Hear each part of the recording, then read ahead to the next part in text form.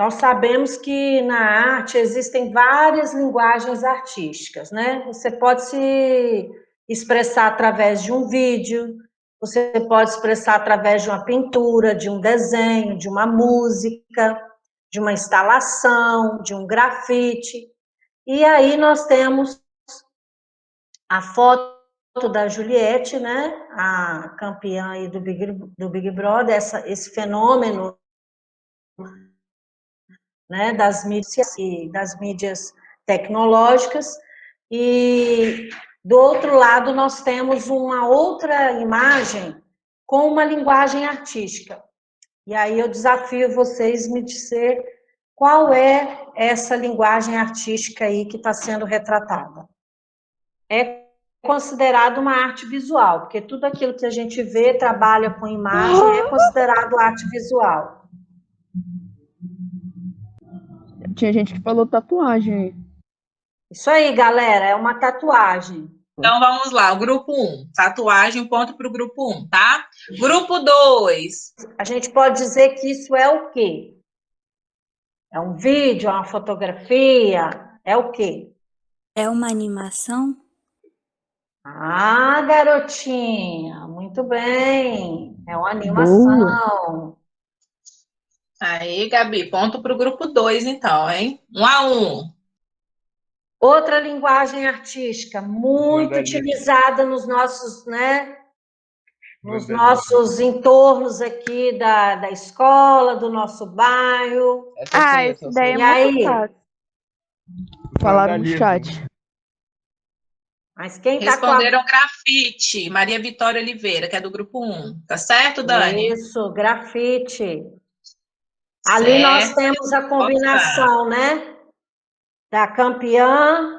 Nós temos ali uma imagem que foi retratada no quarto onde eles dormiam, né? Que tem a ver lá com o Nordeste. Nós vamos falar daqui a pouquinho, né? E nós temos ali também um elemento que foi muito citado por ela, né? Também vamos ver daqui a pouquinho. Agora sim. 2. Caricatura. Ok, parabéns. Também é uma imagem figurativa, tá? Isso aí é uma classificação. Imagem figurativa. Agora, o que o Kailan disse, a caricatura, é o que nós chamamos de linguagem artística. Muito bem, 2 a 2. Essa aí eu quero ver.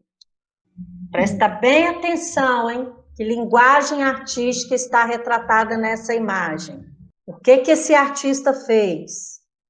O Matheus Lucas respondeu, Dani. Matheus Lucas respondeu? Escultura. Isso. Muito bem.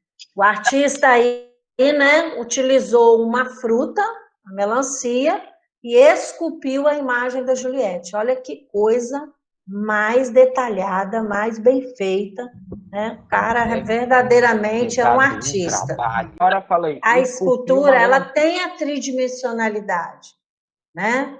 Você tem aí a altura, você tem a dimensão, a largura, né?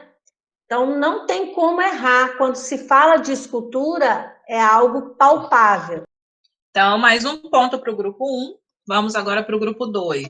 Que instrumento musical Juliette carrega sempre consigo nas festas? Carregava, né? Nas festas e em momentos de descontração.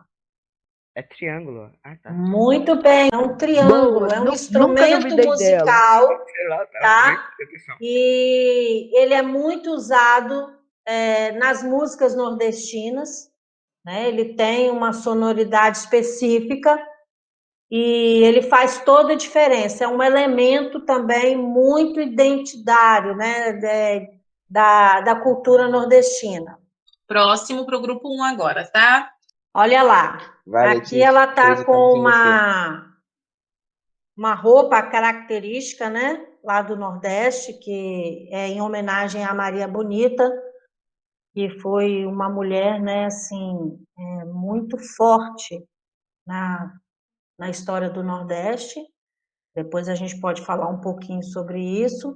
E ela está com o triângulo na mão novamente. Não só o triângulo, mas como o chapéu, né? E a própria indumentária, a roupa. E esse instrumento, ele tem uma classificação. A gente sabe que os instrumentos, eles podem ser de percussão, de sopro, né? E aí eu quero saber que classificação esse instrumento recebe. Qual Matheus é? respondeu. Matheus Lucas respondeu, perco bem. Né? É um instrumento de percussão, ou seja, ele vai produzir um som, né? E vai criar um ritmo. O instrumento de sopro, o nome já diz. É aquele instrumento que você sopra. É a flauta, é o saxofone, é o trombone, né? E os instrumentos de percussão são aqueles que vão dar ritmo. O triângulo, a zabumba, o tambor, o tarol e muitos outros. Vamos para o grupo 2, hein?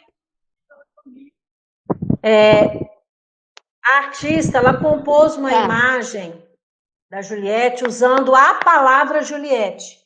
Ela foi repetindo a palavra e foi criando o desenho. Essa imagem, ela é figurativa ou ela é abstrata? Figurativa. Figurativa, ok? Então, ela não é abstrata. Vamos pensar o que seria uma imagem figurativa. O nome já diz, figura. Ou seja, essa imagem, ela retrata algo real, que eu consigo identificar o que está ali. O abstrato, não. O abstrato, ele vai trabalhar com as minhas emoções, com as minhas intuições, e eu vou fazer uma leitura a partir do que eu estou vendo. Então, olhando para essa imagem que foi construída, apesar de ser com palavras, né, a gente consegue identificar ou não a figura da Juliette? Sim, a gente consegue identificar. Próximo. Essa imagem é um retrato ou é um autorretrato? Presta atenção, hein? Na definição do que é retrato e na definição do que é autorretrato. Eu posso dizer que essa imagem, ela é um retrato ou um autorretrato? Ok, acertou. Um retrato. Por quê? Porque retrato é tudo aquilo que é representado por outra pessoa. Então, eu vou fazer um desenho da professora Letícia, eu estou fazendo um retrato dela. Ao passo que, se a professora Letícia resolver fazer a sua própria imagem, retratar a sua própria imagem, ela não estará fazendo um retrato, ela estará fazendo um autorretrato de si mesma. Isso é o mesmo que vocês aprendem em língua portuguesa. A biografia é quando alguém escreve sobre a vida de uma outra pessoa. A autobiografia é quando você escreve sobre a sua própria vida. Então, tem relação, tá? Vamos lá. E aí? Releitura. Me justifica por que é uma releitura? Porque se fosse uma cópia, eu estaria olhando de alguma outra imagem para eu poder começar a copiar e fazer igual aquilo. Como é uma releitura, eu estou olhando algo, é como se eu estivesse reescrevendo, mas eu estou redesenhando algo que não foi desenhado. Entendo perfeitamente a sua justificativa. Na verdade, essa imagem ela é ambígua. O que é isso? Ela tem, as duas. Né? As duas. Você tem aqui a imagem da Juliette, a foto lá, né? E aonde a artista, ela fez exatamente uma cópia fidedigna, né? Usando uma técnica diferente. Ao invés dela desenhar, ela usou a palavra Juliette. Mas eu posso também encarar como uma releitura. Por quê? Porque ela usou uma técnica diferente. Ela usou uma forma diferente de fazer o desenho. Se ela tivesse usado, por exemplo, tinta, as mesmas cores, né? Aí seria mais próximo da cópia ainda. Mas o fato dela ter usado uma outra forma de fazer o desenho, ainda que o desenho seja igual, a gente pode considerar também uma releitura. Ponto para o grupo 2. Na ilustração aí, o artista utiliza um elemento decorativo para compor a imagem. Que elemento é esse? Nós temos vários elementos, mas eu tenho um elemento aí que se sobressai, além da figura humana que é a Juliette. Eu tenho um outro elemento. Que elemento é esse?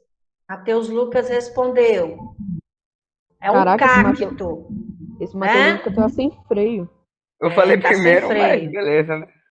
Se você observar nas mídias, você vai encontrar muito essa relação da Juliette com o cacto, com o triângulo, com o chapéu, né, de cangaceiro. Enfim, o cacto ele tem uma relação direta com a figura da Juliette. Você pode me explicar o porquê? Como tem a ver com a cultura do Nordeste, o cacto é algo do Nordeste, que nasce mais no Nordeste mesmo.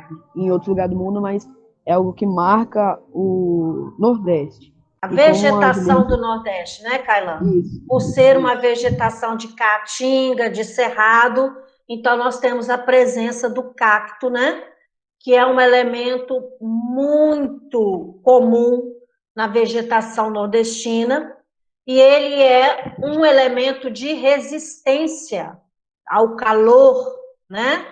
Porque o cacto ele tem raízes profundas e ele consegue absorver a água, né? E reter essa água na própria planta. Então, por isso ele consegue sobreviver aos intensos verões, né? Ao intenso calor do Nordeste. Então, traz essa ideia de um elemento de resistência, um elemento forte, e que tem muito a ver com a cultura do nordestino, né? Tá atrelada essa ideia da fome, da pobreza, de se reinventar. Então, o cacto ele traz esse significado. Que a artista brasileira, já te disse que é uma mulher, já te estou te dando uma dica, né? Utilizou o mesmo elemento para compor uma de suas obras chamada Abapuru. Como é o nome? Tarsila do Amaral. Ok, Tarsila do Amaral, como vocês sabem, uma artista brasileira. Foi um lugar diferente, foi no né? Ela é uma artista que trouxe essa identidade cultural do Brasil o tempo todo, né? A Tarsila sempre produziu algo voltado para o Brasil, até porque ela tinha essa necessidade de reproduzir a arte genuinamente brasileira lá fora. Tarsila era uma artista que tinha muito contato lá fora, na Europa. Então, ela usou essa forma de representar a cultura do Brasil, né, para poder divulgar o Brasil lá fora, num período em que o Brasil estava em ascensão, né, quando o Brasil é um grande produtor de café. Então, ela foi uma grande artista que fez com que o nome do Brasil fosse lá para fora, não reproduzindo aquilo que era europeu, mas fazendo coisas que realmente tinham a ver com o Brasil. E o cacto está aí muito presente, né, nessa imagem, representando, retratando realmente o Nordeste. Esse povo trabalhador, esse povo que sofre com a seca, que às vezes sofre com a falta de comida, mas lembrando, gente, que o Nordeste não se resume a isso, tá? O Nordeste é muito mais do que seca e fome, tá bom? A cultura nordestina é rica de elementos significativos. Entre eles, identifique uma identidade cultural muito comum no Nordeste brasileiro. Essa imagem, ela retrata um dos quartos lá do reality show, e esse quarto era chamado Quarto do Cordel. Então, a imagem que está aí, ela fala muito do Nordeste. Me dê pelo menos 2 elementos, né, que representam o Nordeste nessa imagem. O cacto e... O cacto. Eu não sei se isso é cavalo, não sei. Sim, né? Eles usavam mula, jegue, né? Cavalos. É um meio de transporte muito comum nas regiões mais distantes, mais secas, né? Porque facilita o trajeto. Ok.